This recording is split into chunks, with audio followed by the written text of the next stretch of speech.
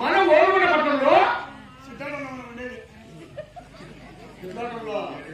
ఇద్దరులో అంతా ఇరుక్కొని వచ్చాం. ఇరుకొని కడుపులో ఉండేది. ఏడు సంతకాలు ఎట్లా వచ్చినా 2వ రకం వచ్చాం.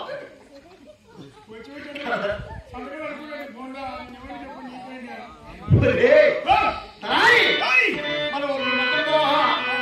7 మంది కుమారులు 6 మంది కోడళ్ళు 30 తిరిగాళ్ళు 67 మంది కూలివాళ్ళు మీరందరూ క్షేమంగా ఉన్నారా అంటున్నాను.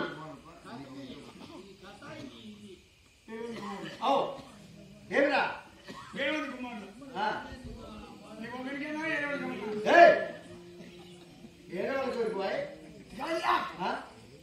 నీకుంటే నమ్మకుంటే పెడతాను. నాకు అమ్మకు ఇద్దరికి కలిసి ఎట్లా సంపర్కం రా. నీకు మూడో 7 మంది బిడ్డలు నీకు ఒకరి కాదు నాకు ఒకరి కాదు.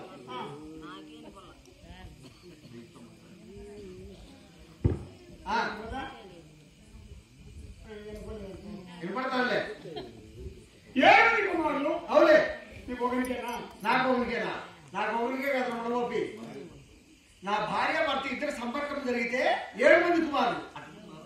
అట్లా 3 కదా ఇట్లా 3 కదా ఎట్లా కూడా కదా ఇప్పుడు 7 మంది అంటారా? అర్థం చేసుకో. నువ్వు అర్థం చేసుకోయా చేసుకుంటానులే.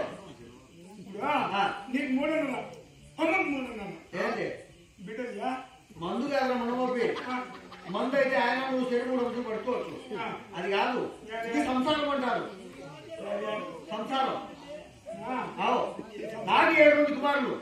నాకు చిన్నతనంలో మా నాన్న వివాహం చేశారు. నాకు పుట్టిన 7 మంది ఒకరికి పుట్టిన